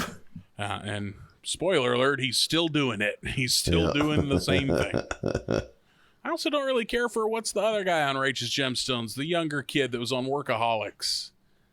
Adam. Oh, Divine. Yeah. Doesn't really do I anything. liked him at Workaholics. That's all I know him from is that. He was my least favorite of the three on Workaholics for sure. I don't know if I have. I think I was a pretty big mark for that show. That was a good show. Very good show. So the nerds here, after this Tarantino joke, come up and just devastate the hedge fund bullies because they're all data collection nerds, so they found out all their deepest, darkest secrets. And they spit them all out at them. Yeah, one guy, his wife was cheating on him with two of the guys in the group. And one of them was like, oh, do you like your Ferrari? Too bad you couldn't afford the sport package. And he's devastated. It's all shit like that. Or like maybe the main bully, they found out he's going to lose his job soon or something like that. Yeah, that sounds right. Yeah. Without that, I'm just a douche. That's what it was. Yeah. It's so good. And then Bart steps in to defend the bullies, but Lisa talks him down, and we have regular old Bart back. Yeah. And now... Yeah, because he had like a choice. That's what he's... Because the bully threw cheeseburgers at people, which is such a good, like... That was like his shtick. He just threw cheeseburgers at people he thought were inferior. Yeah, that's how he bullied people. But despite his demands, Bart wouldn't throw a cheeseburger at Lisa. And I love the reasoning. The first time we see that earlier in the episode, I think it's even Lisa asks, like, why do you throw cheeseburgers at people? And he goes, because the cheese keeps the bun on mid-flight. As if what she meant is, why not hamburgers? Yeah. Like, I forgot about that. Yeah. He misses the question so hard. Just like, because the cheese keeps the bun on. It's so funny. It all comes down to Homer. He's got to get 3 strikes to win the game, and Mo has all of this shit on the line. And I loved this. That's when Mo starts to fantasize about, because he's like, oh God, I'm going to have to change my name and sell my bar and move away. And that's when he starts to fantasize about how great that would be, that he gets to move away and have a fresh start and start a new life. And he just fantasizes about how wonderful that would be. He like moves to France. Such an interesting swerve that I did not see coming at all. Yep, I loved it. And he tries to stop Homer, but of course, Homer hits that 3rd strike and they win. And then they have their nice friends moment back. I think they're in the bar and having their nice moment. And then they all start to float and shit, and it kind of pans back, and they show that they're in one of those 0G planes that flies up and down like the Vomit Comet. And that's what the bullies had to buy them for losing the game. I thought that felt a little tacked on. I thought it'd been better if there was like a better prize for them to win, or like something more for them to strive for. But very good episode. Yeah, I don't have like a better suggestion like at some point, because the way the bet was worded was just like something only you guys could buy us for, like an experience that only you guys could buy us. So it's like, I don't know, you get the same reaction out of me if they were at fucking Disney World or whatever, you know. But it made for a fun visual of being able to see them floating around the bar, and they leave it hang just long enough to be like, what the fuck? And then pan out and like, oh, that's what the bullies had to buy them. And it's a nice touch that they're back, like that Mo knows that he's loved. Yep. Good episode. I liked it. One thing that I think you must not have got a big of a kick out of me, because I thought like the funniest part was the Springfield bowling tournament with the bracket and just who the other teams consisted of. Like they did a great job of making every team in that tournament something like Springfield orientated. Like there's that one panning shot where it's them. It's one team is Selma's boyfriends. It's like fucking Sideshow Bob and a few other rando members of the community that dated Selma. One is one and done's, and it's some deep cut characters that I could recognize the face. And then the third team was, are they real? Because the Leprechaun is on that team, one of the sports mascots, and like a big devil character that I couldn't place. I just like that idea that there's like a fucking cryptid team. That's fun. And that's also where you got the Holy Rollers. They were on that original Pin Pal episode. And you got, I think one was a legitimate businessman, and it was Fat Tony and his crew. Yeah. I was wondering what that was going to be, because that was on the bracket the whole time. Like, I was thinking, is that going to be like Lindsay Nagel? Like, but nope. It's Cookie Kwan, like business owners around town. Yeah. So yeah, I got a kick out of that. Yeah, they had some fun there. They're having a good time, and that's all we can ask.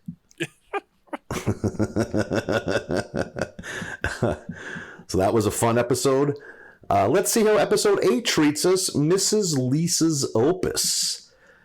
I'm pretty sure this isn't the first time Mr. Holland's Opus has been twisted and modified to make into a Simpsons episode title. Can't be. No way. Yep. I'm pretty sure we've seen that once more, perhaps 2 more times. Richard Dreyfuss? Yep. A late era Richard Dreyfuss starring role. Probably wasn't too many years after that he was done being the face on the DVD. He didn't make it too far into the DVD realm before he was no longer a leading man. We for sure owned that movie on VHS. I've seen that movie more than once. Oh, no shit. I never did see it. He's like a high school music teacher. Does that sound right? Yeah, he's a high school music teacher. And it's like, I think the movie goes a long time. I think you see over the course of like 20 years in that movie. So he's like interesting. An old man or an older man by the end. Okay. I feel like there was a time where that movie was the default movie they would put in the VCR to keep kids busy, because it's extremely wholesome. There's nothing objectionable. I feel like that was like, oh, we don't really have anything for the 4-H club to do today. Put in fucking Mr. Holland's Opus. Just have them watch that fucking movie. Oh, interesting. Huh.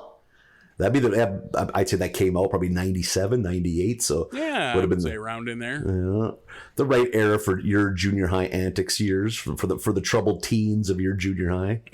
I was never a troubled teen. No, not me. Well, I mean for the other ones, for the bad kids. Yeah. The other juveniles, everyone but me. Yeah. The ones that you clutched your milk money around as if you had milk money or milk or money. There wasn't refrigeration good enough to keep dairy.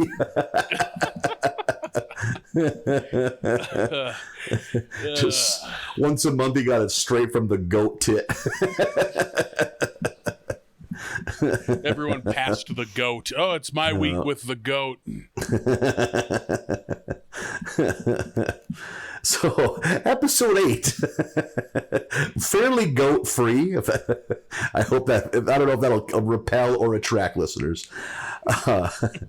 We get a teenage Lisa applying to Harvard, and I think, well, actually, we get baby Lisa, like in her crib, pointing at the sun. I think she's saying light over and over again.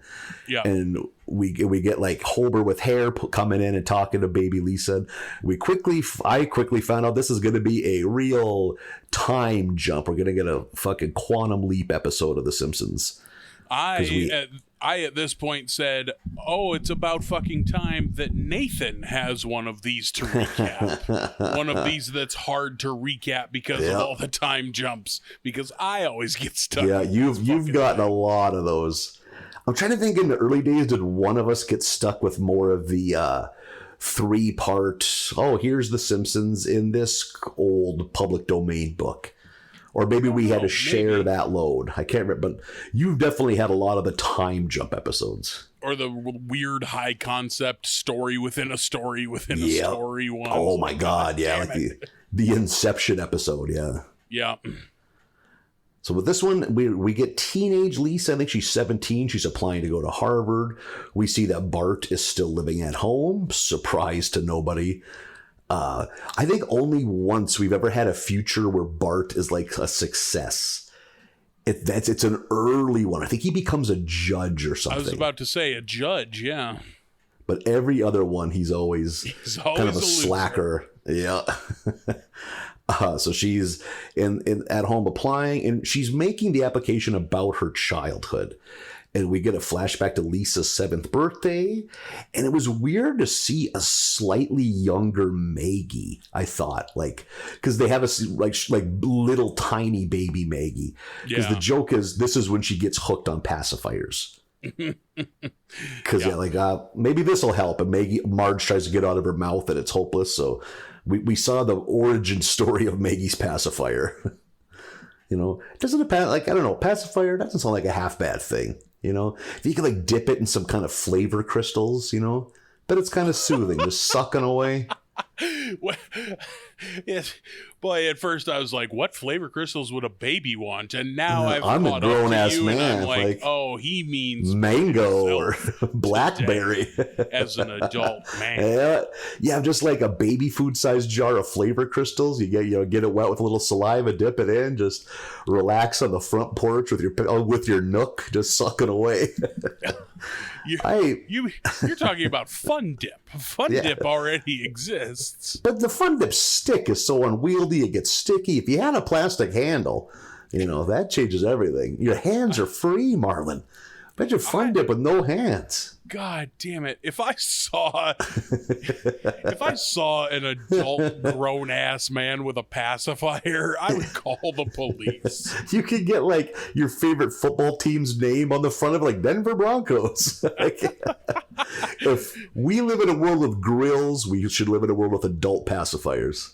I am so not on board with you. I am so revolted by this. I deserve to be pacified, Marlon. I have a lot of stress. I need some pacification. Let me be pacified. You with your Jeff Gordon pacifier, dipping it into some barbecue sauce and just Ooh, I never thought you don't have to go sweet. You could go savory too. You wrapping up Thanksgiving dinner in a couple weeks, you reach over with your pacifier and give it a swirl in the gravy, stick it in and head into watch the football game. A little sweet treat for me. Boy, your dad would love that, I bet. Yeah. Oh, now he's got a pacifier. Good. Good. Wonderful. So it's Lisa's 7th birthday, and we figured out that everyone's forgot that it's her birthday, which Homer, whatever, he's a fucking dipshit. This is a pretty egregious error on Marge's part. Almost what's hard to believe it. But I think what we're supposed to think is she's really stressed with baby Maggie. Yeah, I kind of thought the same thing. I was like, Marge wouldn't fucking forget Lisa's birthday. But they made quite an ordeal out of Marge is so preoccupied with Maggie, who is new at the time, Oh, yeah, exactly. And Lisa's so sad about this, which she should be. She's 7. She ends up crying, and we get I think her name is Mrs. Miles. That sound right?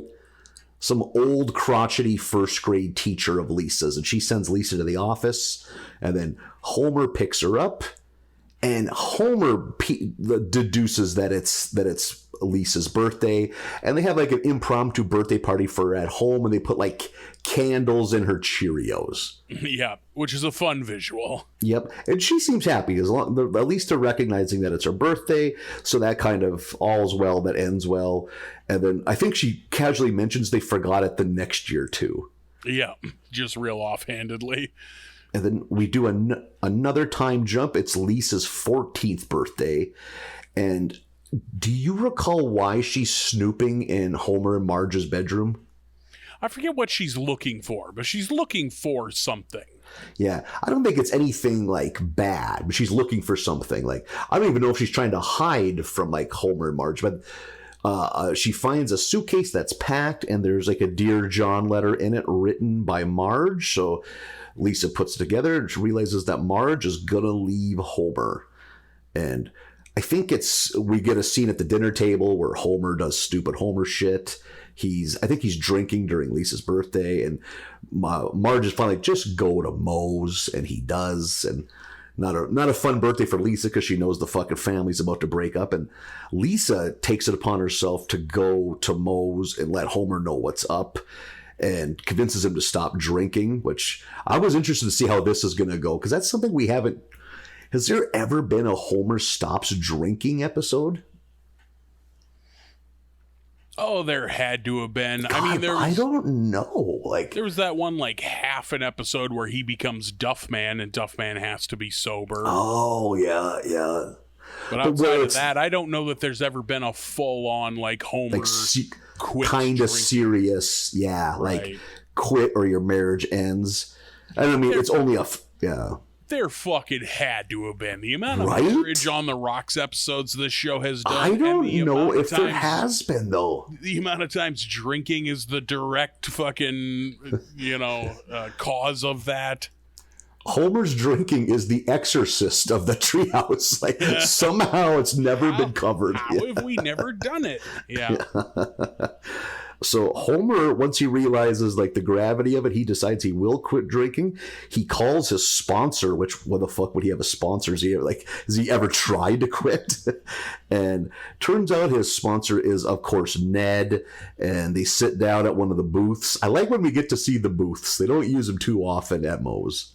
Yeah, not very often that they spin the camera around to look at the booths. On the subject of Moe, that's some unfortunate hair Moe's dealing with this in the next 6 to 7 years. He's a robot spider, you know? Yeah, that's true. Yeah, man, we have some amazing technology coming down the road in the next couple of years. Yeah, it's going to be we just fun. Get our lower halves replaced. Also, the second half human, half spider because of that Coraline Marge from earlier. Yeah. Good point. Yeah, we're getting a lot of fucking humanoid things in this batch here. And I'm trying to think with Carl and Lenny. Lenny maybe has a little silver in his hair. Carl, maybe his hair's going back a bit. But the one thing I get out of these episodes is watching how they animate the characters, like depending on what time frame it's in. Yeah. See what everybody looks like. So Ned and Homer are sitting in a booth, and they're trying to go through the steps, which you can imagine Ned takes it seriously. Homer absolutely half-asses it, but by God, Ned gets him through all 12, and he vows to quit drinking. And I think we hear it in a voiceover. Lisa's like, it actually stuck. He no longer drinks. So then we get a cut ahead 4 years. Now Lisa's graduated. It's the whole family's bringing Lisa to Harvard to help her move in. And I think they reference Grandpa. And we get this fucking depressing clip of Grandpa lying in bed with a ventilator. Like, and it's just the camera just holds on him. He's in a coma or comatose, and it's just the ventilator going. I was like, Jesus, I think it was meant for laughs. What are we doing, The Simpsons? Yeah. Somehow still alive, but bedridden and on a ventilator. While moving into the dorms, which I like how the dorms are dingy, which those schools are all like 300 years old. The dorms are probably kind of cruddy. I bet that's part of the experience. All these rich kids. Yeah. Yeah, I'm sure that's, yes. I thought the same thing. Like, I would have thought that Harvard had nicer dorms, but then I'm like, maybe that's part of the thing. Yep, it's this old prestigious thing, but you stay in the same dorms your great-grandpa did. Lisa meets her roommate and immediately feels inferior and out of place because she's basically Lisa on steroids. She does everything like Lisa does, but she's just slightly better at it. Her accomplishments are better. And now Lisa doesn't know if she fits in, so she kind of feels inferior. She goes along I think they're just like a river walk. And she's just down in the dumps, and she sees Bart, who is like canoodling with some young college girl. And it's basically like playing on the, hey, I'm a piece of shit that'll make your dad mad. Yeah. And the girl's dad comes out and is like, I will pay you cash. I thought that was good. Like, I will write you a check right now to never talk to this boy again. That's essentially a storyline in Shameless, somewhere around season 3 or 4. Like, oh, no shit. yeah, that Lip is dating this gal just because it pisses her dad off, and he gives money to both him and her to not see each other anymore. And they just keep at it. Yep. Bart notices that Lisa's bummed out. They have a little bit of a talk, and Bart kind of just lets her know like that this is what she was meant to do, and that she's going to do great because she always does great. Does a real A+ brother work job here of kind of like setting Lisa straight, letting her know she's going to be fine. A weirdly good Bart pep talk. Yep. Mm-hmm. We get him every once in a while. Yeah, Bart, and that's the second time Bart's been a good brother in this batch because he helped break into the school and fix her report. And he didn't cheeseburger her. Yes, Bart's on a good run. He is very much so. I can't wait till, I assume, next week when we have one that makes us hate Bart so fucking much. Oh my God. Early on, when like season 2 and 3, when the show was really Bart centric, we got a lot of shithead Bart, and then they kind of tried to make us feel sorry for him, which never worked for me. It's like he's the worst child ever. Like, I immediately think of that fucking Thanksgiving one where he ruins Thanksgiving, and then you're supposed to feel bad for him. Fuck no. Yeah, like. We don't get more so now, for years now, we get more of Homer being absolutely garbage, and then them kind of wanting us to feel bad for him, which it might be easier because Homer just seems so damn dumb, like compared to Bart. Like it's rarely malicious when it's Homer. Yeah, it's just laziness and neglectfulness. Yeah. So eventually the family leaves, they're waving. I think like Maggie holds a note up, like you speak for me, something sweet or something like that. And then I think like Lisa goes back to her dorms and she realizes that she's on her own for the rest of her life, which that's a shocking thing that once it settles in on you, I don't remember having that thought, but I'm sure I did at some point. Like, I'm not sure that I did. I think I was excited about it. Yeah. If I had that thought, it was said in a positive tone, Yeah. I'm free. I think it was something along those lines. Yeah. So she's kind of, the lonesomeness of not having family around.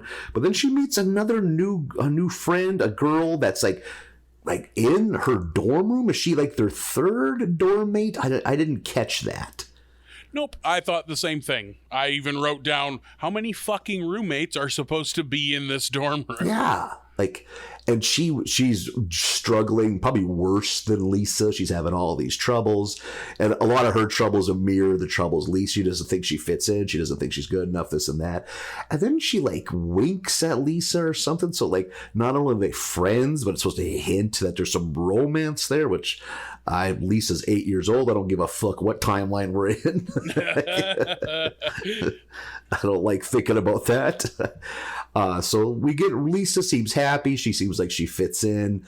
She's going to do great. And we get a really sweet montage of Lisa at different stages of her childhood, which was really this was kind of like the Barthood episode from a couple seasons ago. Oh, sure. Yeah. Yeah. This basically Lisa gets her Barthood episode. Definitely not heavy on laughs, but a really sweet, wholesome Lisa episode. I don't know what it is. I didn't like this episode at all. I was like, really? I get it. I totally get it. Time jumps were hard to follow.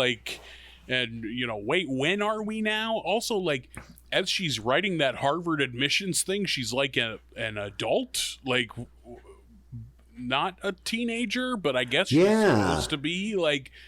She has her presidential hair, yeah. Right. I was like, I didn't like this at all. The one positive that I have written down, or two, is that we got to see a brief glimpse of Artie Ziff because he sent a message. That's where it's implied Marge is going when Lisa finds her bug out bag. It's implied that Marge is leaving Homer for Artie Ziff. Yeah.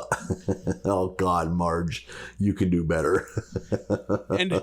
And it didn't make any sense logically, but for whatever reason, Chum, Martin's robot, is the rowing coach. Yeah. And he's like, at one point we see him drinking against a tree and he passes out. Yeah, it's like, I guess he would be here at around this time because Martin is also Lisa's age, but why is he the coach? And oh well, we get to see Chum.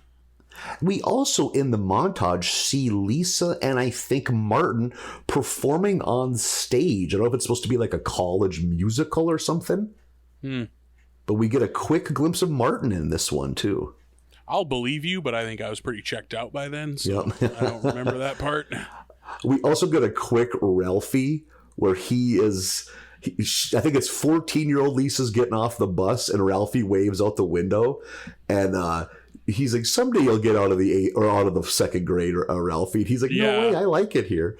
Yeah. He says he's growing a mustache under his long nose. And I'm pretty sure they say under. So that is troublesome in all sorts of ways. And I also like that his hair is grown in and now he just has a Millhouse color, like blue bowl cut. Yep, that's fun. I didn't give a fuck about this episode. You know what I think helped a lot? What helped a lot is I enjoyed all of them up to this one, that I really stuck with this one. I think I really mined hard, got the gems out of it. Sure, maybe it was just inertia that kept you going through this one. It's definitely, it was definitely way more sweet than funny for sure. And then I love a Lisa episode. Usually I'm super here for a Lisa episode. Yeah, I thought you were going to be all geeked up for this one. No, I like too many time skips, too many, reason holes, too many logic holes. Yep, it's a lot of jumping around. That's usually a big turnoff for me. This is two batches in a row now. Scant appearances of Mr. Burns. Basically just selling those tickets. Yep. I think that's all we see of him. Oh, he's in the last couch gag real briefly with the penny, but like. Oh, yep. It's not. Here's your raise. Yep. Here's your raise. Very hackneyed joke, like. More Burns. God damn it. Well, we got through it, Nathan. We did another batch. Not just got through it. It is a good batch. This is, oh my God, yeah. This is top 10 percentile of the last 20 seasons good of a batch. Like, oh, yeah. Yeah, 100%. Yeah. If I'm in the booby mood, then I will. Yeah. Holy. That one is a rare example where the fucking both stories deliver. Like that B story with fucking Skinner not getting into Ohio State is so good. Yeah. Like that one a lot. Like most of these, quite a bit. Yeah. Let's hope that we keep it going for next week. Next week we will watch in season 29 episodes 9 to 13. That is nice group of numbers. Yeah, nothing wrong with that. Right in the middle. Yeah, I think this season is going to go fast because we bit off such a big chunk last episode, like they lined up in such a way that we really bit off a big chunk last week, so I think this one will go quick. So you're getting center cut prime rib. You're not getting the savory crust, which is unfortunate, but just the eye out of the middle. Getting a good slab. I mean, God willing, it's a good slab. I had a hell of a steak with you this last weekend. You sure did. I don't even remember what was that place called. The Corregidor. Okay. And if you ever find yourself in Wolford, North Dakota, check out the Corregidor. It's literally the only business. Yeah, as far as I can tell, it's the only building. Yeah. No, there are a few houses in the back, and I literally mean a few. I bet that town has a population less than 20. Yeah, we were doing small town living, but boy, that steak at the Corregidor was good. A great steak led up to a great comedy show. I sense some hesitation. Like, no, not at all.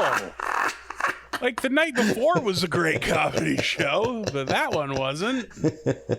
It's a learning experience. Okay. All right, Mr. Miyagi. Sure. What the fuck did you learn that night? That I could cry on the inside. I mean that you didn't already know. Fair. They can't all be zingers. So. They cannot all be. That's a lesson I've learned a lot. Yeah. Not every show is going to be a home run. But by God, okay. we did it. You can find us on the internet at Barley Basket USA on Facebook, Twitter, and Instagram. BarleyBasketUSA@gmail.com is the email address. Season 29, episodes 9 to 13 is your homework for next week, and we'll see you then. Bye, everybody.